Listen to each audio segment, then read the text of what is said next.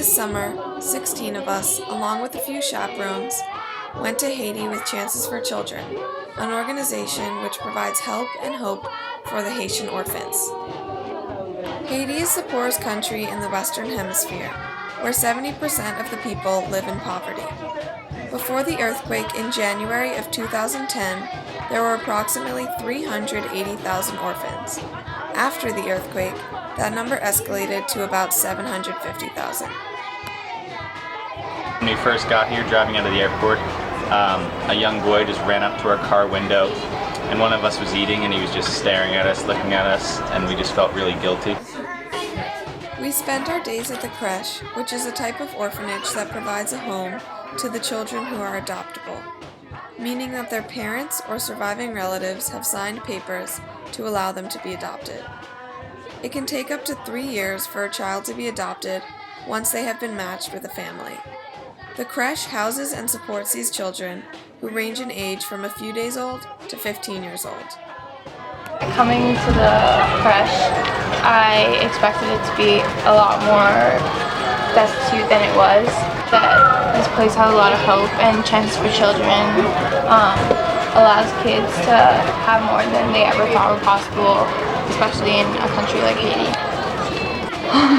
All the kids just want to be held, and that's what we came here to do, to give them love, right, and hugs. Last year there was this baby boy who at first I thought was a newborn, but it turns out he was actually 11 months old, but was so malnourished that he weighed almost about 9 pounds. Our family was so touched, my parents were so touched by his situation that we decided to sponsor him.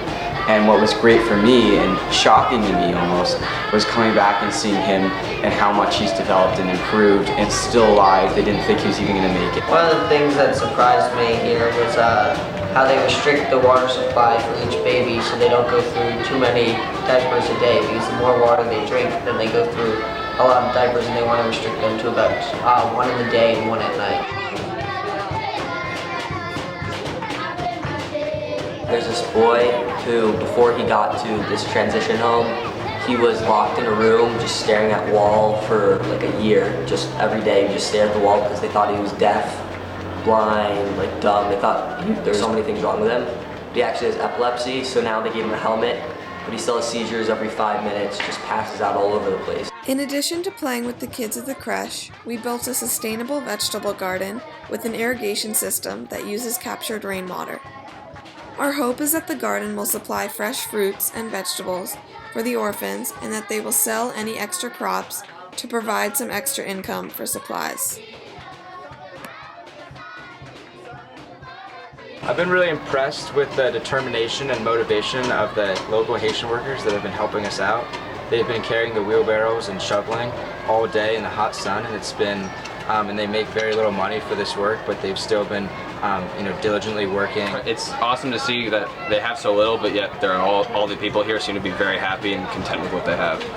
One of the most powerful parts of the trip for me was working alongside the local Haitian men to create this vegetable garden that will be used to help the orphans get food and teach them about gardening to help them in the future.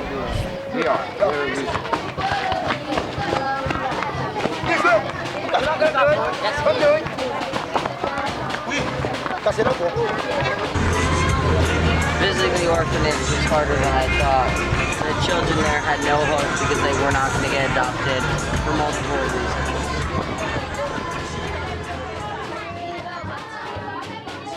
In addition to the work we did, we also brought many items to donate.